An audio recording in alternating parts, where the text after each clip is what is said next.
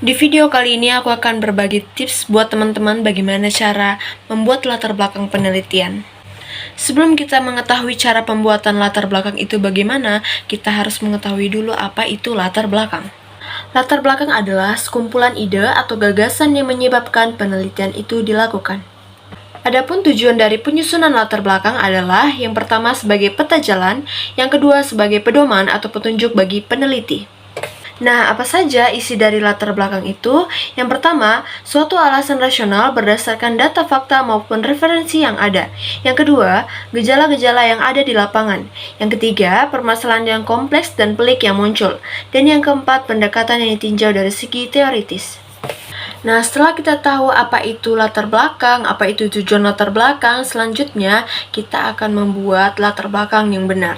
Dalam penulisan latar belakang, kita harus mengetahui pola penulisannya. Nah, ada beberapa pola yang harus kita perhatikan.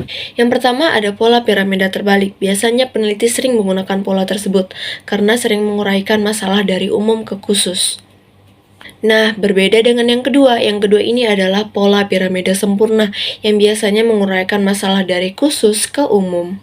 Nah, supaya latar belakang kamu tidak salah tulis, maka dari itu ada beberapa poin penting yang harus diperhatikan ketika kamu menulis latar belakang. Yang pertama ada kondisi ideal yang bagaimana seharusnya suatu keadaan berjalan bisa ditulis dalam bentuk visi dan misi yang hendak dicapai.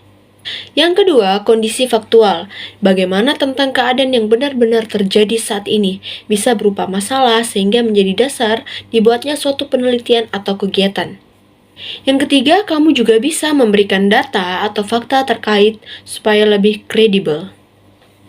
Yang keempat, kamu bisa membahas penelitian yang sudah pernah dilakukan oleh peneliti, baik dari negara atau tempat lain tentang topik yang terkait. Yang kelima, jika karya ilmiah kamu punya kelemahan, dalam latar belakanglah kamu harus menjelaskan kelemahan tersebut. Yang keenam, tujuan penelitian, di mana kamu harus membahas permasalahan karya ilmiah lebih detail dan dalam. Yang ketujuh, ada metode penelitian. Nah, di sini kamu bisa menggunakan karya-karya ilmiah, yakni dengan perumusan singkat mengenai pernyataan penelitian. Dan yang kedelapan terakhir adalah solusi, yang berupa saran singkat atau penawaran solusi terhadap masalah sebelum lanjut ke pokok pembahasan.